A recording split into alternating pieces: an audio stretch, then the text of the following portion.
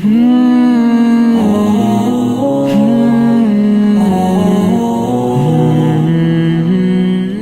اللہ الرحمن الرحیم۔ آج اس نشست میں ہم وجود خالق پر ایک فلسفیانہ دلیل بیان کرنا چاہتے ہیں۔ انسان اور انسان کے احوال میں اگر ہم غور کریں گے کہ انسان جب بھی کوئی کام کرتا ہے تو وہ اپنے ارادے سے کرتا ہے۔ جب ارادہ کرتا ہے تو کھاتا ہے، ارادہ کرتا ہے تو پیتا ہے، ارادہ کرتا ہے تو سو جاتا ہے، جاگنے کا ارادہ کرتا ہے تو جاگ جاتا ہے، چلنے پھرنے کا ارادہ کرتا ہے تو وہ چلتا پھرتا ہے، بیٹھنے کا ارادہ کرے تو بیٹھ جاتا ہے، کسی سے گفتگو کرنے کا ارادہ کرے تو وہ گفتگو کر لیتا ہے۔ اور اگر ان تمام کاموں میں سے کسی بھی کام کا انسان کا ارادہ نہ ہو تو وہ کام وہ کرتا نہیں ہے۔ اگر پینے کا ارادہ نہ ہو تو انسان پیے گا نہیں، اگر کھانے کا ارادہ نہ ہو تو انسان کھائے گا نہیں، سونے کا ارادہ نہ ہو تو انسان سوئے گا نہیں، چلنے کا ارادہ نہ ہو تو انسان چلے گا نہیں، بولنے کا ارادہ نہ ہو تو انسان بولے گا نہیں۔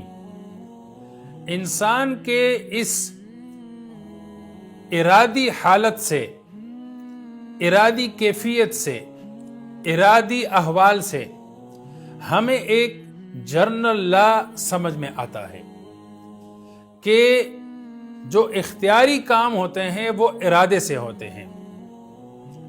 انسان کے تمام احوال وہ ارادے سے ہوتے ہیں۔ اس کو کہتے ہیں فلسفی آف انٹینشن۔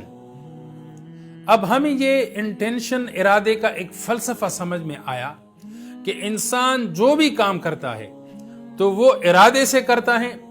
ارادے کے بغیر انسان کوئی کام نہیں کر سکتا۔ گویا کہ انسان کی ساری زندگی وہ اس کے ارادے میں محدود ہے۔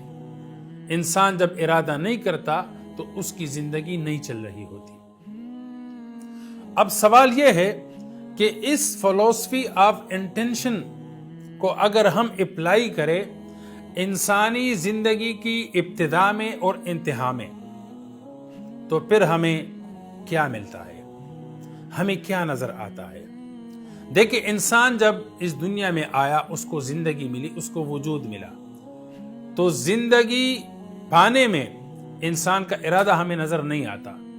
ایسا نہیں ہے کہ کسی نے چاہا تو وہ کسی کے گھر میں، اپنے ماں باپ کے گھر میں پیدا ہوا، اس کو زندگی ملی، اور کسی نے نہیں چاہا تو اس کو زندگی نہیں ملی، بلکہ بغیر ارادے اور بغیر چاہت کے انسان کو یہ زندگی ملی۔